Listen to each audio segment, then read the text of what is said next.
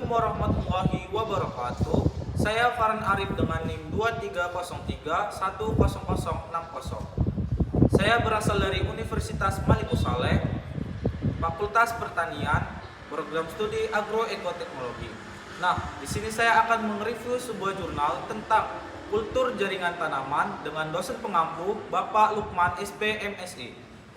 Nah, di sini saya akan menjelaskan apa itu kultur jaringan tanaman.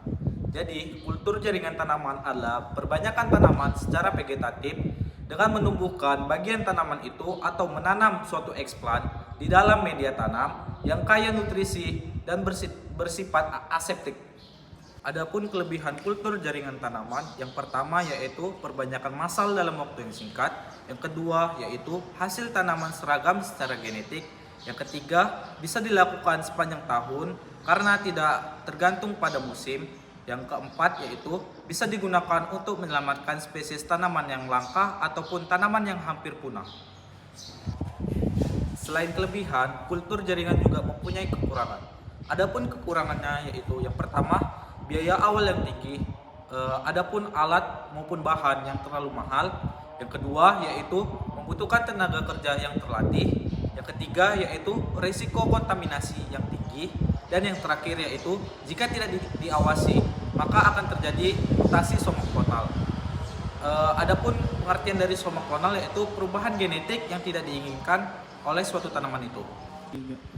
Jurnal yang akan saya review yang berjudul Teknik Kultur Jaringan untuk Perbanyakan dan Konservasi Tanaman Kentang atau Solanum tuberosum secara in vitro yang ditulis oleh Andi Bes, Sri Purtri, Hajra, Depi Armita, dan Ika Rostika Tambunan.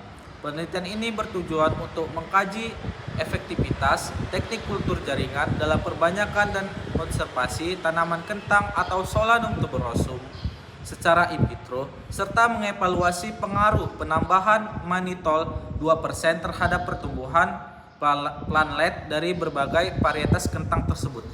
Penelitian ini dilakukan di laboratorium kultur jaringan selama 2 bulan. Adapun langkah-langkah yang dilakukan meliputi yang pertama, mempersiapkan alat dan bahan seperti botol kultur, alkohol, media tanam, dan eksplan kentang dari berbagai varietas. Yang kedua, melakukan sterilisasi alat dan bahan agar tidak terkontaminasi jamur ataupun bakteri. Yang ketiga yaitu pembuatan media tanam menggunakan 2 jenis media yang biasa yaitu dengan 1/2 ke 0,5 dan media dengan tambahan manitol sebesar 2%. Selanjutnya yang keempat, penanaman eksplan yaitu bagian pucuk kentang ditanam di dalam media tanam tersebut. Dan yang kelima yaitu pengamatan tumbuhan kentang seperti mulai tumbuh tunas, akar, dan daun dan tinggi tanaman selama beberapa minggu dari penanaman. Teknik kultur jaringan terbukti efektif untuk perbanyakan dan konservasi tanaman kentang secara in vitro. Media 1/2 ke 0,5 menghasilkan pertumbuhan planlet yang lebih cepat dibandingkan media yang mengandung manitol 2%. Penambahan manitol 2% terbukti mampu menghambat laju pertumbuhan sehingga berpotensi digunakan untuk konservasi jangka menengah dengan teknik pertumbuhan minimal bagian eksplan. Terbaik untuk konservasi adalah bagian pucuk karena mampu menghasilkan planlet yang viabel dan sehat. Baik, adapun kesimpulannya yaitu kenapa manihot bisa memperlambat pertumbuhan? Karena manihot adalah zat yang menurunkan kadar air dalam media sehingga tanaman seperti berasa kering.